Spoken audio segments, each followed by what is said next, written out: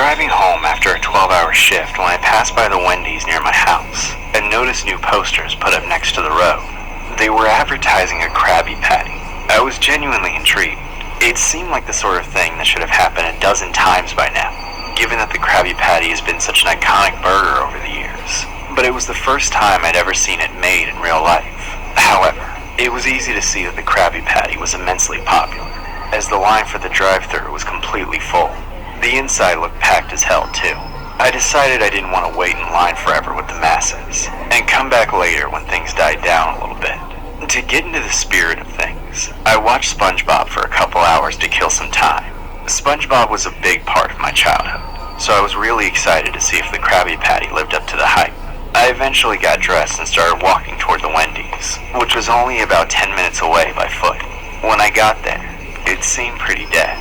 There wasn't a single car in line, and it didn't look like there was anyone inside. I was worried it had closed as it was getting late, but I walked up to the building just to be sure. Before I got to the door, I walked past a guy who had a box truck backed up to the kitchen door and was unloading crates of boxes. He noticed me walking into the restaurant and smiled creepily. At first, I thought he was just being polite, but after a second, I realized that smile didn't sit right with me. It was off-putting for some reason, but I couldn't tell why. I ended up brushing him off and headed inside. The place was definitely empty except for myself and the cashier. I then walked up to the register. Behind it was perhaps the weirdest looking person I've ever seen. It was an old woman, maybe close to 70, or at least that's how she looked. And when she smiled, her teeth were appalling. They were all dead and rotten. I considered leaving just because of her, and while I wished now that I had at the time, I didn't want to be rude. I approached the counter and placed my order for a Krabby Patty. Being in the online school has definitely changed our daily structure. It's so much more relaxed, and now that Evan is a junior in high school, I have flexibility. He can go and then come back, check with him. Then he's done at a decent time of day after lunch. The experience has been really good.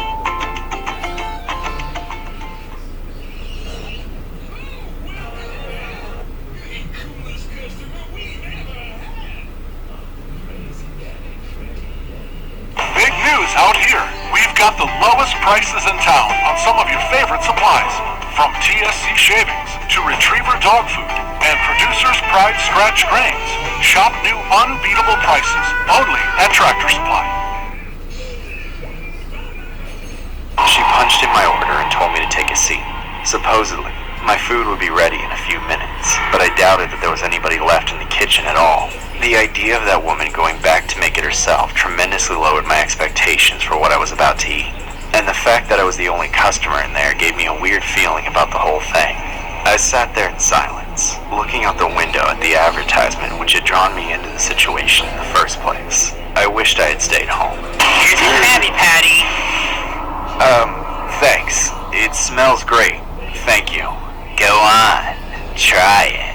Actually, I'd like some privacy, please. Well, you see, we've had some complaints throughout the day about our new Krabby Patty, so I'd like to see if I made it correctly. That's okay. I'll just come back to the counter and tell you what I thought when I'm finished. I don't want to be watched while Eat the damn Krabby Patty! I didn't know what else to do. The woman had screamed in my face and I was alone with her. I could have fought her off, but she was just an old lady. I decided my privacy wasn't worth it, so I unwrapped the Krabby Patty and took a bite. I immediately noticed something off about the taste. I hoped it would turn into something better, but the more I chewed it, the more disgusting it became. When I tried to swallow it, I gagged it right back up and spit it onto the wrapper. That angered the woman so much that she grabbed the piece I spit out and smeared it all over my mouth. I shoved the woman so hard she fell to the ground, but instead of shouting in pain, she started laughing. I ran out of the restaurant, leaving her in the Krabby Patty. Outside, I ran into the same creepy guy loading boxes in the kitchen. He saw the look on my face, which made him smile even wider than the first time.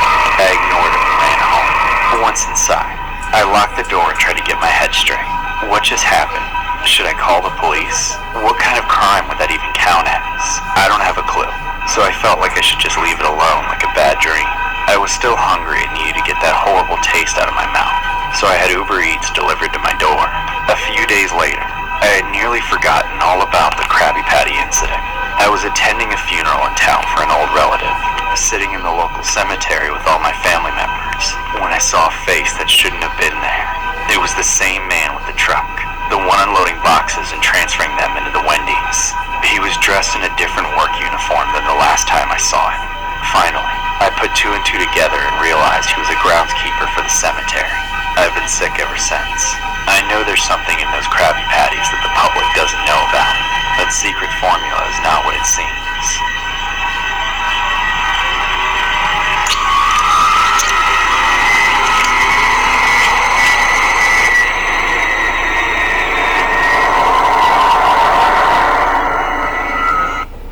My best friend Nick and I used to work at Wendy's together. We only planned to work there after high school for a few months, but when neither of us ended up going to college, we got complacent, so we worked there for years. We were stuck working full-time, always doing the night shift together. I worked the grill while Nick took orders. The hours were long and brutal, as the Wendy's we worked at was extremely busy. The benefit of working together was that we got to talk about the shift afterwards and bond over the trauma. One of the things we complained about was our boss. For legal purposes, I'll refer to him as his nickname we had for him, Mr. Krabs. Mr. Krabs was a psycho nutcase about saving money and maximizing profits. Just like the character in SpongeBob, something about his business practices admittedly made his Wendy's the most popular one in town, but it came at a high price for the people who worked under him. We never saw anything more than minimum wage without tips, despite how much money we made for Mr. Krabs slaving away in his kitchen. Breaks were pretty much non-existent, let alone paid time off or overtime. If you even mentioned any sort of workers' rights, he would lose it. To Mr. Krabs, his employees were just machines to make him money, even screaming in their faces if he ever caught them doing something that might cost him a few cents. But one day, I found out just how far he would go. I was making a few orders on the grill when I heard the distinct sound of Mr. Krabs yelling at someone. The door to Mr. Krabs' office was slightly open, so I walked away from the grill to peek my head in. I remember seeing Mr. Krabs snapping at Nick, screaming in his face. Nick was just sitting there taking it. Suddenly, Mr. Krabs lunged over the desk and grabbed Nick by the neck. I watched in shock as Nick struggled to get free while Mr. Krabs looked like he was going to strangle him. When Nick managed to get out of Mr. Krabs' chokehold, I quickly looked away and went back to the grill. I was stunned. I knew that Mr. Krabs was a psycho, but I never realized up until then just how unhinged he truly was. Later on, Nick told me what had happened. He said it was because he had given a customer a refund. We honestly didn't know what to do. We thought about quitting as we had done many times before, but as always, we were too afraid to be unemployed. We also contemplated on calling the police, but we were genuinely scared of what Mr. Krabs would do afterwards, so we just went back to being complacent. Then, one day, the stars aligned in the worst ways. Wendy's announced that they were planning to launch a SpongeBob Krabby Patty burger to the public. Nick and I... It was the stock market that started history's greatest wave of wealth creation. From factory workers in Detroit to farmers in Omaha, anyone could own a piece of the great American companies. But today, our most innovative companies are staying private longer, which means everyday Americans are missing out. Until now. Introducing VCX, the public ticker for private tech. Mine's gonna be a messy girl, okay? You aren't trying to humiliate me. Yeah, I am. It delivers. The one thing I plan on passing down to my children. 5, 26, 27, 28. Hey, Lacey. Hey, Duncan Booster. Just counting my salt. Oh, is that important? Different type of people. No, welcome. Okay, thanks. Duncan Booster, I'm so excited for you to be here and make sandwiches with me. I'm so excited to teach you how to make a good tuna salad sandwich for once in your life. Thank God, because you know what? My whole life I have been making tuna sandwiches wrong, I think. Exactly, you're about to find out how wrong. Nick and I knew this was it for us. Every time there was a limited edition menu item, we got slammed. And this time, it was the real-life Mr. Krabs about to be selling Krabby Patties. In the days leading up to the release of the Krabby Patty, we spent our time dreading the horror that was about to surround the building. Mr. Krabs taught me and all the other line cooks how to put together the Krabby Patty. It was surreal. I knew myself, Nick, and the other employees were going to go through hell for the next couple of weeks. And before I knew it, a horde of hungry, impatient, entitled customers descended upon us, cramming into the restaurant like sardines, wrapped around the building and pouring out onto the street. Each and every one of them wanted the same thing, the Krabby Patty. My grill didn't go a moment without being entirely covered in patties. I made more burgers in an hour that day than ever before. The customers were getting angrier and angrier by the minute.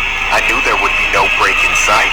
Even with the full roster of people working, we were still hopelessly understaffed. And where was Mr. Krabs during all this chaos? Sitting in his office doing nothing to help us. I looked over at Nick and saw that he wasn't doing any better, despite having worked like a dog all night to take orders. The line to his register was still out the door. People were screaming in his face, blaming him for having to wait so long. I knew he was fighting for his life. What do you think you're doing? Slacking off in me restaurant? Yes, sorry, sir. Now, get back to work. Mr. Krabs turned around and started to walk away. After that, the chaos just kept coming. I didn't think I could take much more of it without cracking. Then, I looked over to Nick for the first time in a while, just to see him collapse. Winston wailed on the floor with his eyes wide open. I ran to help him, but Mr. Krabs screamed at both of us to get back to work and stop disturbing the customers. I'd finally had it. I ignored Mr. Krabs and called 911, and Mr. Krabs fired us for slacking off. Unfortunately, Nick didn't make it. He died on the way to the hospital. Nick's family is rightfully suing Mr. Krabs for a litany of wrongdoings. Yet as of now, that rotten cheapskate is still running the Wendy's despite what happened.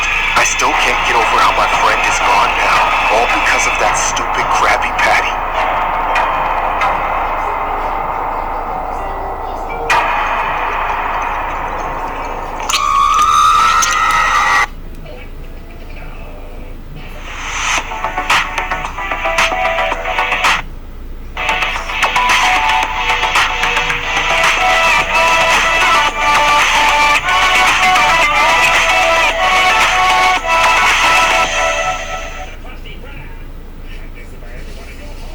Your next collection.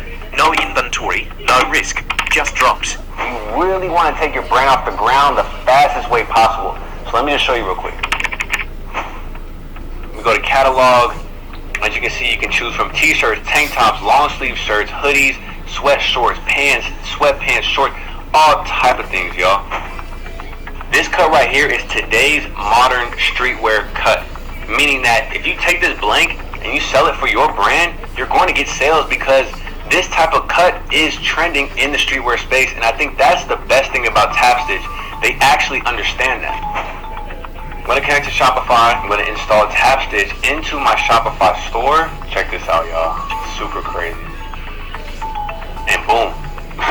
Just like that, I connected my Shopify to Tapstitch. Y'all, I can make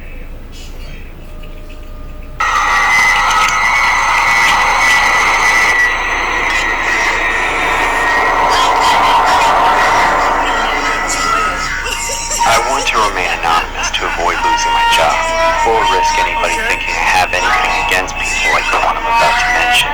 I won't say their names either. I've worked at Wendy's for a long time. I know how to do everything that goes into running a fast food restaurant.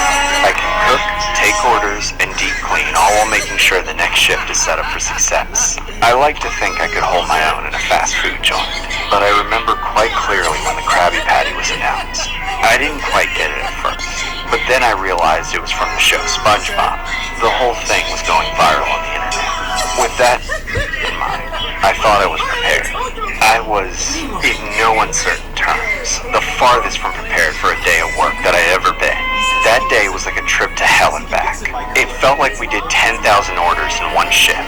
The number of people I saw in the restaurant that day could have filled a stadium. I spent most of my time at the front of the register or putting out fires.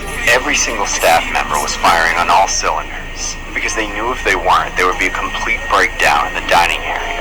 However, Despite all the different things that were happening, one face stood out against all the rest. I first saw him about half an hour into my shift. He was a strange-looking guy. A bit cross-eyed, seemed like he didn't or couldn't take care of himself.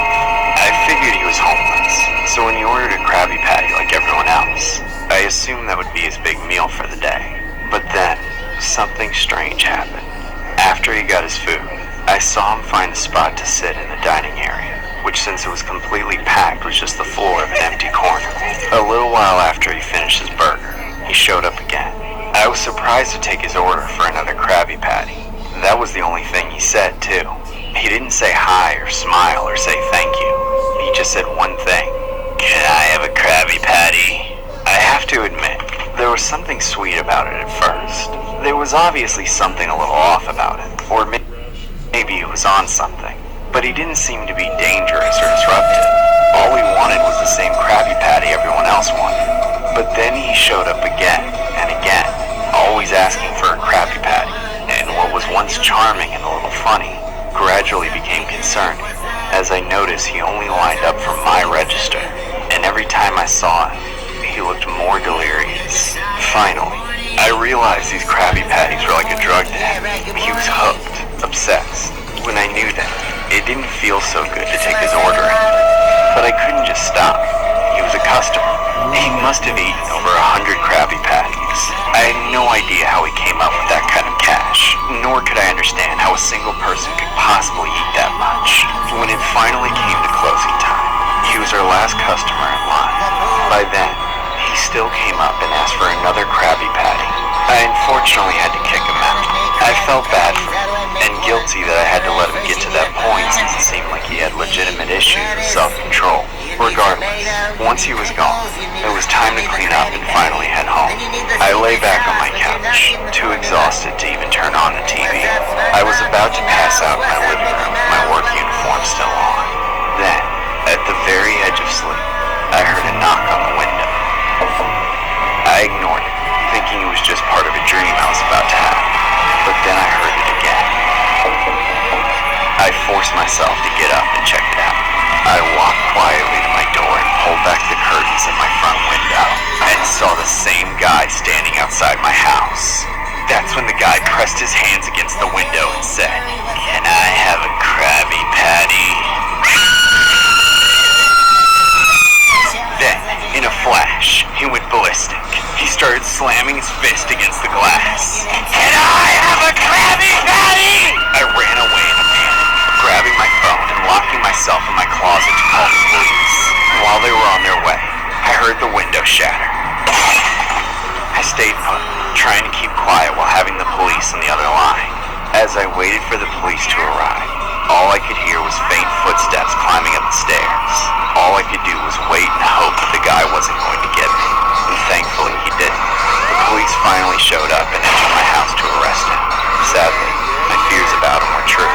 It was found out later that he had some severe mental disorders, and from what investigators could gather, he'd become obsessed with me and used the Krabby Patty in an attempt to get me to like him. I had to file a restraining order, even though he creeped me out and scared the crap out of me. I think that's for the best, as long as he stays away from me.